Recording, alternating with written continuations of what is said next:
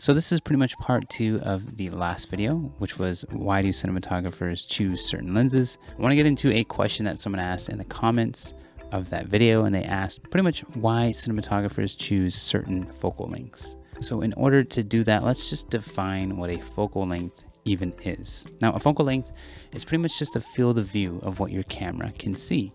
Like, for example, some shots are really wide shots where we can see everything in the frame or a lot of things in the frame rather than just one particular thing. Now that would be like a wide angle lens or a wide field of view. And then secondly, we have what we call a long lens or telephoto lens. There are several names for these lens categories, so don't get confused. They all mean the same thing, just have different words. So like I said, a telephoto lens is a long lens, which means that we're compressing the background. We're not seeing as much of the world.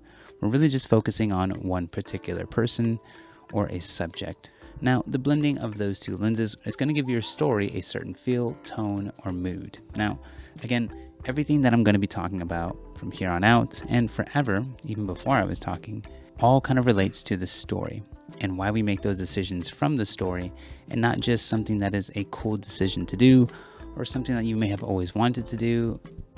Having alignment with the story and your lenses that you choose, the focal lengths that you choose, it's a really huge deal. And that's why cinematographers are very picky about their focal lengths. Some cinematographers like Roger Deakins like the more wider look.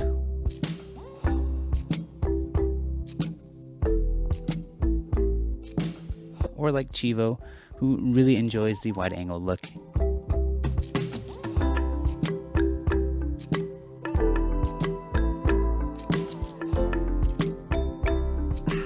And kind of like myself in this video, I like the wide angle look just for effect. And some cinematographers choose to use a longer focal length. Now that's going to put you, the audience, in a certain position. If you really want to think about it, when you are sitting and watching a film, it's not that you are there actually in physical in the film at the location, whatever it may be, but it's rather wherever the filmmaker, the cinematographer, and the collaboration of the director put you in the scene. Now, a long angle lens is like having binoculars. Imagine being down the street looking at something and you're able to see from a very far distance. It has an incredibly different feel than being up close in person. Kind of like, again, me using this lens, kind of right in your face, right? So it feels different, which again, if you check out any interviews of cinematographers talking about long lenses, wide angle lenses, they're going to be using this same kind of language. So it's not that I'm teaching anything new. This is simply just my definition of long angle lenses and wide angle lenses. So recently I got a chance to test out the Atlas Orion anamorphic lenses. And for the rest of the video, I just want to show you some examples of what different focal lengths can tell, can show, and how it can make you feel. So when you're watching this, just ask yourself, does this make sense? Does it feel right? And if you don't have an answer, that's okay. And as a matter of fact, it's probably best that you don't have an answer, because you don't have a script or you don't have a story to really tie the lens, the focal length, to the story, to the scene. So first off, let's start off on this 21mm wide angle lens. Now, again, you can see everything in the frame. We are at Atlas Orion, their headquarters. And again, we're just testing out the lenses. So the idea is on a 21mm lens, the smaller the number, the wider the lens. Smaller the number meaning the focal length, like 21mm, is a much wider field of view than an 80mm lens. So let's talk about it. The 21mm lens, how does this make you feel? We can see our character and we can see the entire world that our character exists in. Now again, let's tie it back to the story. If it feels right for your character to be pretty much like entrenched or engulfed, or you want to show off the location, using a wider angle lens may help you tell that certain kind of story, may help you portray that feeling, that emotion, whatever the character may be going through during the scene. Now, one of the reasons why I really enjoy wide angle lenses is because it has that awkwardness to it. And I can't really describe it any better, but it just allows you, the viewer, to feel like you're like right in that person's face. Kind of like right now with me using a wide angle lens. It feels like you're present, right?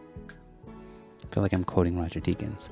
But it just gives you a feeling of being there. You feel the inertia of the movement of the world and of the environment. Now let's go a little bit closer on this 32mm lens, and now we're feeling a little bit different. We're not seeing as much of the world as we did previously in that 21mm lens. Now in the story, maybe our character is taking a little bit more importance in the scene. So we want to get a little bit closer, but we still want to have that wide angle feel. Now again, we may want to show off the location because heck, how often are we going to be at these cool locations that we're filming at? So maybe, just maybe, if it matches with the story, it's a good idea that you shoot on wider lenses, but you bring the camera in a little bit closer to your subject. All right, so now jumping to the 40mm lens. This lens is one of my favorites and a lot of cinematographers' favorites, or just a unique lens because it's not quite a 50mm lens and it's not exactly a 35, like which would be a standard focal length lens. It fits right in the middle. So just that alone can make you think about how you want to cover a scene, right? Now, again, all of these choices are coming straight from, or they are derivatives, if I'm using that math term correctly, of the story. Again, a 40mm lens will put you a little bit closer, yet you can still see a little bit more of the environment. It feels more of a close-up or of a medium shot than a 21mm does, right? Or at least I think it does. And again, all of these rules are subjective, so let's not forget that as we continue on marching through each focal length.